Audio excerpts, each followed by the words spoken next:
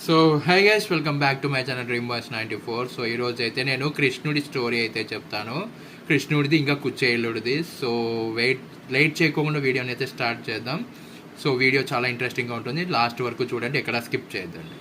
So guys, ఒకసారి వచ్చేసి కృష్ణుడు అయితే తన చదువునైతే స్టార్ట్ చేయడానికైతే ఒక గురుకులంలోకి వెళ్ళి అక్కడ చదువునైతే కొనసాగించాడు. సో అక్కడ వచ్చేసి మా కృష్ణుడికి ఒక ఫ్రెండ్ అయితే అయ్యాడు, ఒక అబ్బాయి అయితే.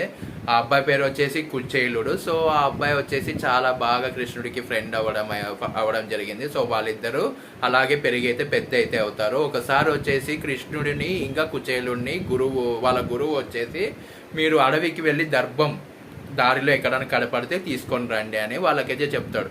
సో వాళ్ళైతే వెళ్తారు.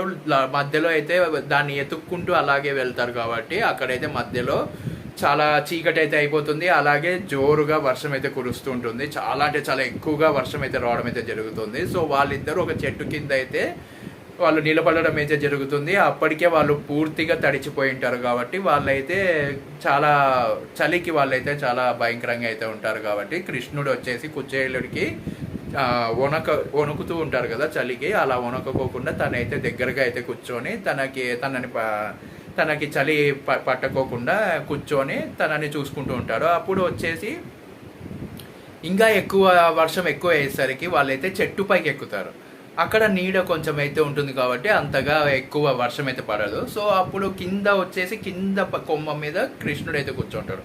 కొంచెం ఒక 2-3 కొమ్మల పైన మన కుచేలుడు అయితే కూర్చుంటాడు. సో అక్కడ కూర్చున్నప్పుడు తనైతే కృష్ణుడికి ఇయ్యకోకుండా కొంచెం అటుకులు అయితే తెచ్చుకుంటాడు కదా. సో ఆ అటుకులు అయితే తినడం అయితే జరుగుతుంది. తెలియకోకుండా కృష్ణుడికి సైలెంట్గా అయితే తింటూ ఉంటాడు. కానీ అవి కొరికేటప్పుడు మనకి సౌండ్ అయితే వస్తుంది కదా బయటికి.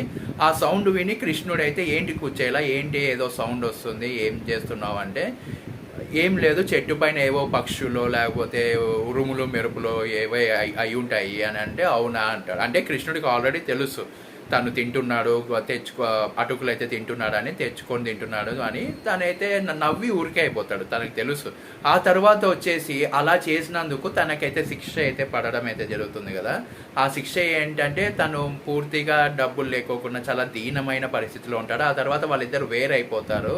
అయిపోయిన తర్వాత, అంటే చదువు అయిపోయిన తర్వాత వాళ్ళిద్దరు ఎవరి దారి వాళ్ళు వెళ్ళిపోయి ఉంటారు. ఆ తర్వాత మన కృష్ణుడు వచ్చేసి ద్వారకాకి మహారాజా అయితే ఉంటాడు. తను వచ్చేసి చాలా భయంకరమైన స్థితిలో అయితే ఉంటాడు.